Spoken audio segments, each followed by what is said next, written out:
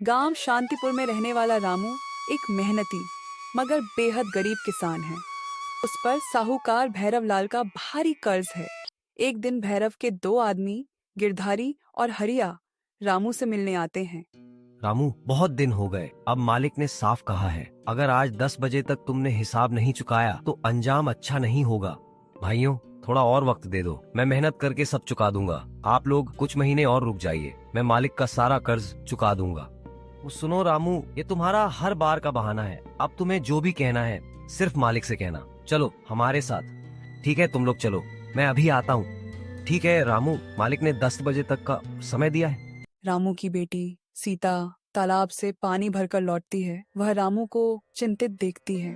सीता, आज फिर भैरव लाल के आदमी आए थे। कह रहे हैं आज आखिरी मौका है और उन्होंने कहा कि आज मुझे भैरव लाल ने मिलने के लिए बुलाया है। अब मैं क्या करूं बेटा, मेरे पास तो अभी बिल्कुल भी पैसे नहीं है। पिताजी, आप बिल्कुल भी चिंता ना करें, मैं हूँ ना। जब तक मेरी हिम्मत है, आप कर्ज की बिल्कुल भी फिक्र मत कीजिए, मैं सब संभाल लूंगी। बेटी, ये तेरा काम नहीं, लेकिन अब मुझे खुद जाकर बात करनी ही होगी। सुन बेटी, मुझे भैरव लाल के पास जाना ही होगा। वह आदमी किसी का लिहाजा नहीं करता है, कहीं वह हमारे साथ कुछ गलत न कर दे। नहीं पिताजी, आप घर पर रहिए, मैं अकेले जाकर उससे बात करूंगी। आप आराम कीजिए, मैं उससे बात करके आती हूँ। सीता भैरवलाल के घर की ओर चल पड़ती है। थोड़ी दूर जाने के बाद सीता भैरवलाल के घर पहुंचती है।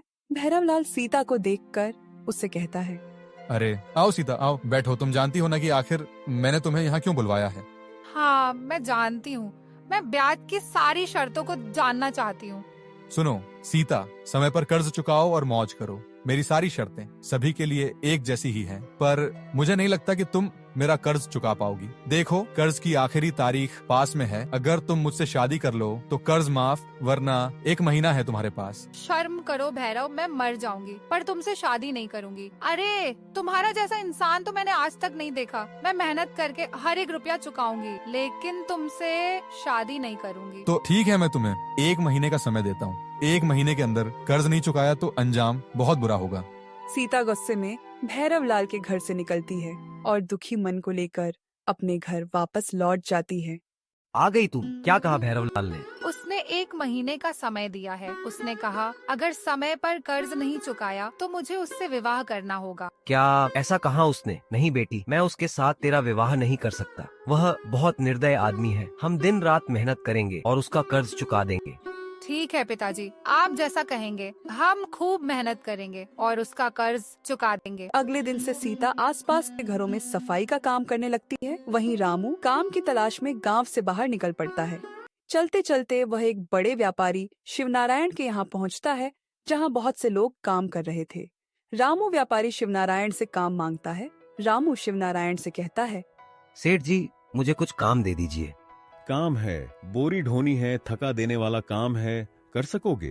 कर लूंगा सेठ जी, आप बस मुझे काम दे दीजिए। रामू भी लोगों के साथ बोरी ढोने लगता है और इसी प्रकार कई दिन बीत जाते हैं। कई दिन तक काम करने के बाद एक दिन शिवनारायण रामू से कहते हैं, देखो रामू, अब काम कम हो गया है। अब मुझे ज्यादा आदमी की जरूरत नहीं है। ये लो तुम्हारे अब तक की मजदूरी। रामू पैसे लेकर घर लौट ही रहा होता है। तभी बारिश शुरू होती है और तभी उसे एक आवाज सुनाई देती है। रामू उस व्यक्ति की मदद करने जाता है। भाई साहब, मैंने कई लोगों से गुहार लगाई लेकिन कोई नहीं रुका। आप मेरी मदद कर दीजिए, मैं यहाँ काफी देर से फंसा पड़ा हूँ। ठीक है, मैं मदद करूंगा, लेकिन मुझे नहीं लगता कि मैं इस उम्र में तुम्हारी गाड़ी निकलवा पाऊंगा। आप कोशिश तो कीजिए, क्या पता काम बन जाए। रामू गाड़ी को धक्का लगाने लगता है। काफी कोशिश करने के बाद आखिरकार गाड़ी निकल जाती है। आप बहुत बहुत धन्यवाद। आप नेक इंसान हैं। आपको देख के लगता है कि आप बहुत गरीब हो। क्या आपको मुझसे कुछ मदद चाहिए? हाँ साहब, आपने ठीक कहा। मैं एक गरीब इंसान हूँ। मैं एक सेठ के यहाँ काम किया करता था, पर अब काम कम होने की वजह से उसने मुझे निकाल दिया। अब मैं क्या करूँ? मेरे ऊपर कर्ज भी है और मुझे मेरी बेटी की शादी भी करानी है। आपकी हालत तो बहुत ही ज्यादा खराब है। मैंने आज तक बहुत गलतियां की हैं। मैंने आज तक जिंदगी में कुछ अच्छा काम नहीं किया, पर आज कुछ अच्छा करना चाहता हूँ। इस नेक काम से भगवान मुझसे खुश हो जाए और मेरी सारी गलतियां माफ कर दे। तभी वह व्यक्ति सोने के सिक्कों की थैली निकालकर रामू को दे देता है। देखो, इसमें ढेर सारे सोने के सिक्के हैं, जिसमें से कुछ सिक्के से आप अपना कर्ज चुका देना और बाकी से अपनी बेटी की शादी भी कर देना। आपका बहुत बहुत धन्यवाद साहब, आपने मेरी मदद की। भगवान आपको खुश रखे। इसके बाद रामू उस व्यक्ति का धन्यवाद करके खुशी खुशी घर की ओर निकल पड़ता है। बारिश के कारण रास्ता काफी गीला हो गया था। तभी अचानक रामू फिसलकर गिर गया और बेहोश हो जाता है। तभी उस रास्ते से गुजरते हुए एक व्यक्ति की नजर रामू की सोने की पोटली पर पड़ी। वह आदमी रामू की थैली चुरा लेता है, लेकिन तभी किशन नाम का एक युवक उसे रंगे हाथों देख लेता है। वो थैली वहीं रख दो, ये उस बुजुर्ग आदमी की है। क्यों रखूं? ये थैली मेरी है, क्या कर लोगे? मैंने अपनी आंखों से तुम्हें चुराते देखा है, तुम्हें शर्म नहीं आती? एक बुजुर्ग व्यक्ति के पैसे चुराते हुए। चुपचाप ये थैली वहीं रख दो। अरे क्यों परेशान करते हो? थोड़े पैसे तुम भी रख लेना। नहीं, मुझे किसी बुजुर्ग का कोई पैसा नहीं चाहिए, पैसे वहीं वापस रख दो। नहीं रखूंगा, ये पैसे मेरे हैं। इतने में ही रामू को होश आ जाता है और वह कहता है, अरे बेटा, मेरी थैली कहाँ है? कहाँ है मेरी थैली? बाबा, आपकी थैली इस चोर के पास है। अरे बेटा, ये थैली मेरी है, इसे मुझे वापस कर दो। अरे चुप कर, ये थैली मेरी है। अरे तुम झूठ क्यों बोल रहे हो? तुम्हें शर्म नहीं आती है क्या? मैंने तुम्हें अपनी आंखों से उस थैली को चुराते हुए देखा है। तुम ऐसे नहीं मानोगे। चलो हम इसका निर्णय मुखिया जी से करवाएंगे। तीनों गांव के मुखिया धर्मपाल के पास जाते हैं। बताओ क्या समस्या है? मुखिया जी, यह थैली विजय ने मुझे दी थी। ये पैसे मेरे हैं और यह मुझसे छीनना चाहता है। नहीं मुखिया जी, ये आदमी झूठ बोल रहा है। ये सिक्कों की थैली मेरी है। अरे रामू, तुम्हारे पास इसका क्या सबूत है कि ये थैली तुम्हारी है? रामू अपनी सारी घटना बताने के बाद कहता है, मुखिया जी, अब आप खुद बताइए कि यह थैली इसकी कैसे हुई? हाँ, मैंने खुद देखा, ये आदमी चोरी कर रहा था।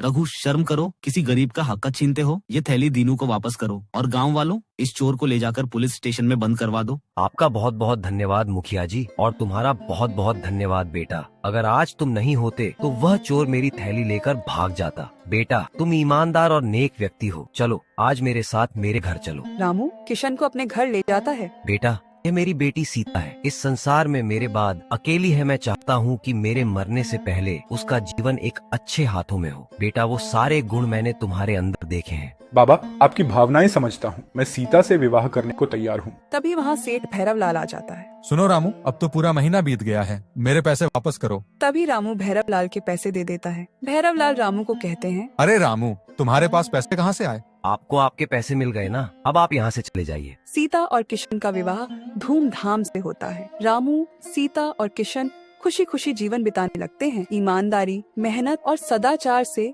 बड़ी मजबूरी को भी हराया जा सकता है।